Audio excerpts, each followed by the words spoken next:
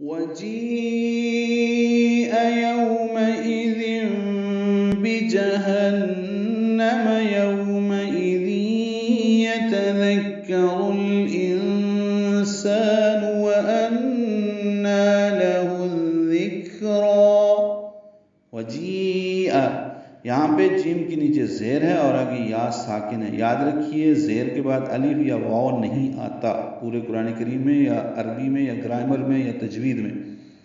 زیر کے بعد یا ہی ہوتی ہے، جی یا مدہ بنتی ہے، تو اس لیے یا مدہ کے بعد حمزہ ہے تو مد متصل بنی۔ اب اس کو لمبا کریں گے، جیسے جا کو لمبا کیا تھا اسی طرح وجیہ کو لمبا کرنا ہے۔ اس کو جا نہیں پڑھنا، الف نہیں پڑھیں گے یہاں پہ۔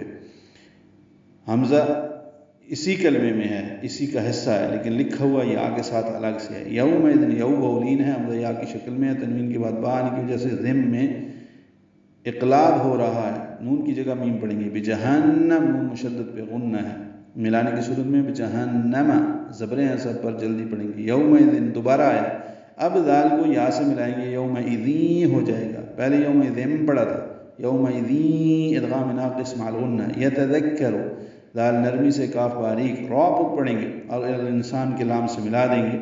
یتذکر الانسان، انسان میں نون ساکن کے بعد سین آنے کی وجہ سے اخفا ہے، سالف مدہ ہے۔